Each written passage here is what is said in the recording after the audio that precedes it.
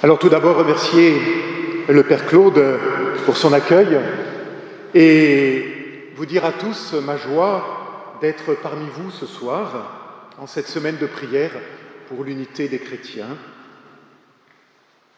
Et ma joie, que j'espère est aussi votre joie, notre joie, nous conduit à la surprise. Car les premières paroles publiques de Jésus, dans l'évangile de Luc, que nous venons d'entendre, ces premières paroles ne sont pas de lui. Non. Les premières paroles publiques de Jésus chez Luc sont celles d'un autre, du vieil Ésaïe. Jésus s'appuie donc sur une parole qui le précède et qui l'annonce tout à la fois. Comme d'ailleurs les toutes premières paroles de Jésus, quelques versets auparavant, dans le secret de la tentation au désert, souvenez-vous, étaient aussi celles d'un autre. Car là aussi, Jésus s'appuie sur l'écriture qui le précède et qui le fonde pour répondre aux diviseurs. Et il me semble que la chose est d'importance. Une parole nous précède, tous. Une parole nous précède et nous fonde dans la foi. Cette parole qui se donne à nous à travers la lecture des Écritures, Écritures qui sont comme le témoin et l'écrin de cette parole vivante. Notre première lecture au livre de Néhémie nous a donné à entendre ce qui a été la première lecture publique de la Torah, des livres de Moïse, lors du retour après l'exil à Babylone, au moment où justement les 5 premiers livres de la Bible, ces fameux livres de Moïse, vous savez, ces livres qu'on appelle aussi le Pentateuque, se sont constitués et sont devenus, au cœur même de l'exil justement, le cœur battant de la foi du peuple juif. Et Luc, à l'aube de son évangile, nous explique comment il a rassemblé les témoignages de ceux qui ont été les témoins oculaires pour mettre en scène sa narration de la vie de Jésus, faisant de son récit l'écrin des paroles et des actes du Maître. Et les premiers mots de l'homme de Nazareth, les premiers mots venus de sa propre bouche, s'élèvent alors et résonnent jusqu'à nous ce soir. Aujourd'hui, cette parole que vous venez d'entendre s'accomplit. Aujourd'hui. Alors cet aujourd'hui, ce fut d'abord cet instant où, dans la synagogue de Nazareth, la voix du Christ a résonné. Quelque chose, à cet instant-là, surgit et est venu tout bouleverser. Que dis-je? Tout transformer pour celles et ceux qui l'ont écouté. Mais voilà aussi que ces mots résonnent jusqu'à nous ce soir, c'est-à-dire jusqu'à venir habiter et résonner dans notre aujourd'hui. Car c'est aussi pour toi, pour moi, pour nous ici rassemblés ce soir, oui, c'est aujourd'hui que surgit aussi, pour chacune et chacun d'entre nous, la parole du Maître. C'est l'aujourd'hui de la foi, qui est chaque jour à commencer, à recommencer. Car ainsi va le chrétien, de commencement en commencement, comme le disait saint Grégoire de Nice. Oui, c'est pour nous aussi, aujourd'hui, que résonne la parole. Une parole qui vient ouvrir nos oreilles, dessiller nos regards, nous libérer de toutes nos oppressions, proclamer une année favorable, une année de grâce. Et cette année de grâce devient l'aujourd'hui de ma foi. Elle nous est contemporaine. C'est l'année jubilaire éternelle et perpétuelle. Chaque fois que nous nous laissons façonner et transfigurer par la parole du Christ. Une parole qui nous annonce une bonne nouvelle. Voilà ce que nous rappelle notre récit de ce soir. Voilà ce qui est l'origine du monde et de nos vies. Oui, je le crois, à l'origine, il y a une bonne nouvelle. Ou pour le dire en grec, au commencement, il y a l'évangile, puisque l'évangile, euangelion en grec, signifie bonne nouvelle. Alors la première proclamation du Christ chez Luc, ses premières paroles sont donc pour annoncer, proclamer, rappeler la bonne nouvelle en empruntant ces mots d'Ésaïe. Il m'a envoyé porter la bonne nouvelle aux pauvres. Alors arrêtons-nous un instant ce soir peut-être, ici. Évangile, mot donc qui signifie bonne nouvelle. Le mot, en grec ancien, signifiait l'annonce d'une victoire. La bonne nouvelle du retour sain et sauf des guerriers et du butin après un conflit. Il s'agissait déjà de célébrer la vie plus forte que la mort. Et puis le mot va prendre une valeur plus religieuse. Nous en avons le témoignage donc déjà chez Ésaïe et à un autre passage d'ailleurs. Souvenez-vous, monte sur une haute montagne, Sion, toi qui portes la bonne nouvelle. Élève ta voix avec force, Jérusalem, toi qui portes la bonne nouvelle.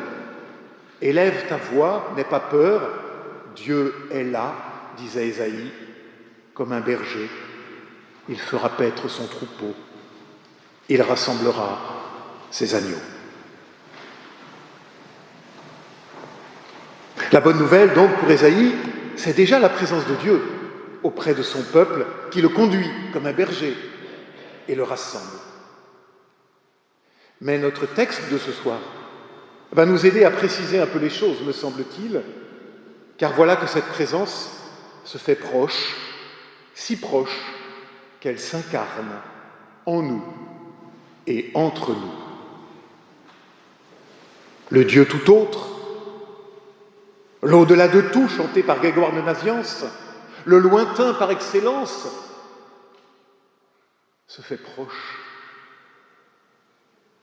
Une parole s'est faite chair, s'est faite homme, au milieu de nous, et elle est là désormais, tout à la fois toujours autre, extérieure à moi-même, et pourtant elle se donne à découvrir dans la vie, dans les paroles, dans les gestes de l'homme de Nazareth, et puis dans les paroles et les gestes de celles et ceux qui l'ont suivi et le suivent encore aujourd'hui. Aujourd'hui. Oui, la parole inaugurale de Christ, cette bonne nouvelle vient nous rencontrer aujourd'hui. Pas seulement hier, il y a 2000 ans, mais aujourd'hui, ici et maintenant, dans chacun de nos cœurs, d'une rencontre avec la parole de vie. Et nous avons bien besoin de cet appel, me semble-t-il, au milieu de tant de mauvaises nouvelles, dont je vous épargne la litanie. Vous la connaissez tous par cœur comme moi, il n'est que d'écouter les chaînes d'information ou les réseaux dits sociaux. Alors au milieu de ce véritable déluge d'informations qui nous submerge quotidiennement, dans ce déferlement incessant d'images, de sons, de slogans qui viennent saturer nos écrans et nos cerveaux, eh bien là, très exactement là, si nous lui prêtons attention, surgit une bonne nouvelle. Des pages du vieux livre, pour toi, pour moi, pour nous.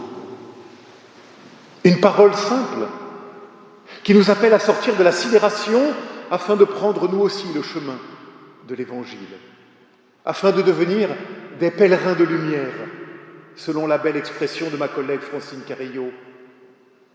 Des pèlerins de lumière. Voilà notre vocation. Au ras de notre quotidien, dans l'ordinaire de nos jours, comme dans l'extraordinaire de nos rencontres parfois et de nos expériences de foi et de vie. Une bonne nouvelle pour nous ce soir. Et nous en avons bien besoin, dis-je, car il est vrai que nous nous affrontons au déclin de nos églises en France, qu'elles soient catholiques ou protestantes. Je crois qu'on est à peu près logés à la même enseigne. Et d'une façon plus générale d'ailleurs en Occident.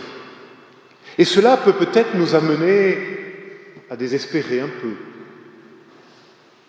Et il est vrai que la bonne nouvelle est devenue pour la majorité de nos contemporains une fausse nouvelle. Une nouvelle surannée, périmée, dépassée. Oui, il est vrai que nous sommes sortis de l'âge de la chrétienté. Mais je me demande, est-ce si grave ?